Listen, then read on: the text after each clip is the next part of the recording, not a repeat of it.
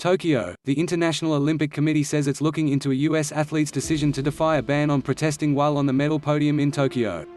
U.S. shot putter Raven Saunders briefly held her arms above her head in the shape of an X after accepting her silver medal. The ceremony was over. China's anthem to honor gold medalist Gong Li Zhao was complete. Later, Saunders explained it represented the intersection of where all people who are oppressed meet. Saunders, a black gay woman who is outspoken on racism, bigotry and issues of social justice, knew she was defying Olympic organizers. They're under unprecedented pressure to end a ban on protests at the podium. Athletes and athlete advocates say it infringes on their basic human right of freedom of expression. In a press conference, IOC spokesman Mark Adams says they are in touch with the U.S. Olympic and Paralympic Committee and World Athletics, the governing body for the Games. Not surprisingly, we are looking into the matter and we'll now consider our next steps, Adams said. Last year the USOPC announced it would not punish those who protested on the podium in response to athlete demands. But the IOC only relaxed protest rules. It continues to ban any statement on the podium when medalists have the world's attention, including a raised fist for social justice.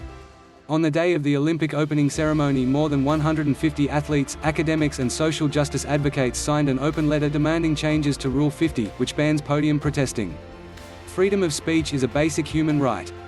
And the IOC sport rules should not be able to dictate when and where someone can speak, said Rob Kula, Director General of Global Athlete, an athlete-led advocacy group. That's a breach of the UN Charter.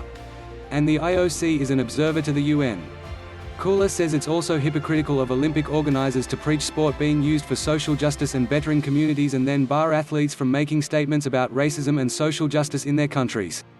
If you have issues in countries where there's major social and racial justice issues and you're not allowing athletes to use the platform to bring that to the forefront when they have that podium, he said. To show the world that things aren't okay and you can be a part of the discussion and part of the change, it makes no sense. On Twitter, Saunders wrote, "Let them try and take this medal. I'm running across the border even though I can't swim." She ended with a laughing emoji and pinned it to the top of her feed.